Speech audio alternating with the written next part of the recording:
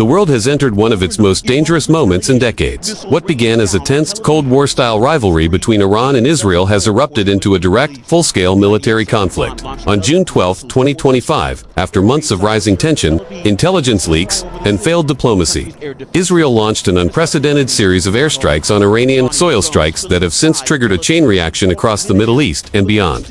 Israel's targets were no mystery. Precision-guided bombs and stealth drones hit deep inside Iran's nuclear facilities, especially in Natanz, Fordo, and Isfahan. These facilities were the backbone of Iran's uranium enrichment program, long suspected by the West of being a cover for building nuclear weapons. Israeli officials said Iran had finally crossed the point of no return, enriching uranium beyond 90%, the threshold needed for a nuclear bomb. And Israel, long committed to preventing a nuclear-armed Iran, acted. Iran's response came just hours later, and it was equally fierce. In a massive coordinated retaliation, the Islamic Revolutionary Guard Corps (IRGC) launched dozens of missiles, drones, and rockets toward Israel, while Israel's Iron Dome and David Sling missile defense systems intercepted many of the threats. Some got through, striking military installations, airfields, and even civilian neighborhoods in Tel Aviv, Haifa, and Jerusalem. For the people on the ground, it wasn't just politics. It was war.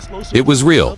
Across both countries, life changed in a moment. Sirens, blackouts, and bomb shelters became part of daily routine. Civilians rushed to store food, water, and medicine. Schools were closed. Airports shut down. Electricity grids were partially disrupted by both airstrikes and cyber attacks. In Tehran, families fled the cities, fearing another wave of air raids. In central Israel, children huddled in basements while the skies above lit up with explosions. But this conflict isn't just about two nations. It's about the entire Middle East. Within 48 hours, Iran's regional proxies entered the war.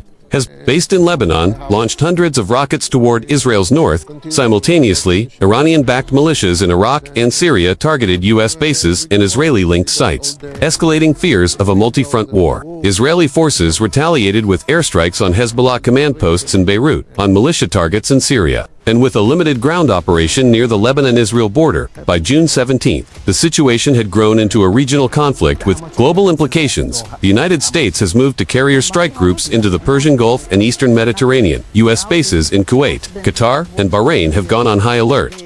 President Trump, after cutting short his appearance at the G7 summit in Germany, declared that America will not allow its allies or interests to be threatened. At the same time, Russia and China have condemned the Israeli strikes, accusing the West of igniting a dangerous new war in the Muslim world. Moscow called the attacks a violation of international law, while Beijing demanded an immediate ceasefire and warned against U.S. military escalation. Turkey, Qatar, and Oman have positioned themselves as potential peace brokers. But neither Iran nor Israel has shown interest in mediation, at least not yet. And then there's the economic fallout. With Iran under attack, the Strait of Hormuz, one of the world's most critical oil shipping lanes, has become a flashpoint. Iranian naval units have harassed cargo ships and threatened to block the passage of tankers. The result, oil prices have surged past $150 a barrel, triggering panic buying, market drops, and fuel inflation across Europe and Asia. Airlines have canceled flights through the region.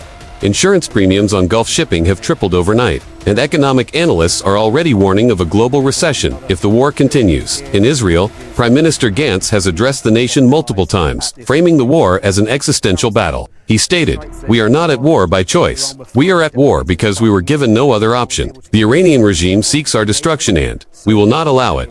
In Iran, Supreme Leader Khomeini declared total resistance and vowed that Israel would pay for every drop of Iranian blood spilled. Massive crowds in Mashhad.com and Tehran have taken to the streets in a mix of grief, nationalism, and fury.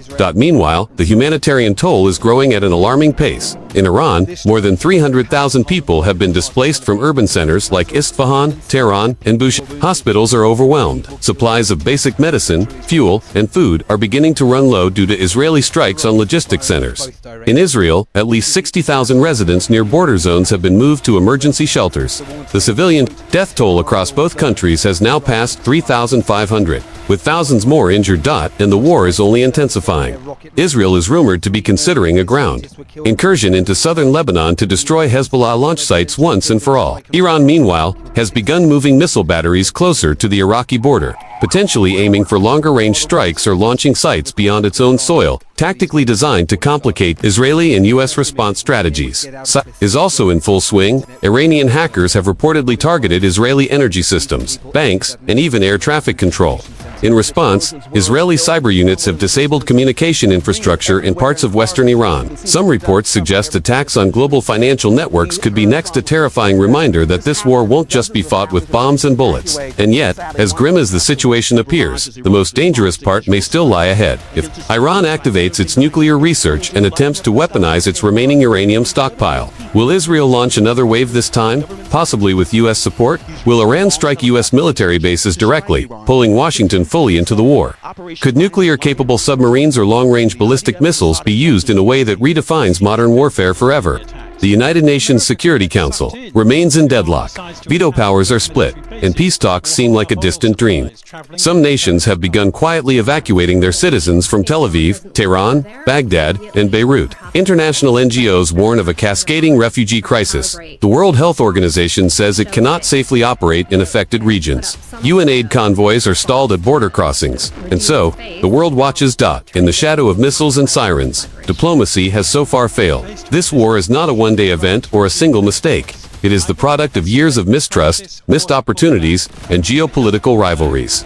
The fear now is that this conflict will not only reshape the Middle East, but destabilize the global order itself. This is the war that no one stopped. Stay updated as this war continues. We will keep bringing you trusted updates, global reactions, frontline reports, and stories from civilians whose lives are being changed forever. Don't forget to like, subscribe, and hit the bell icon to follow this ongoing crisis. And in the comments, let us know, should the world intervene, or let the conflict play out on its own?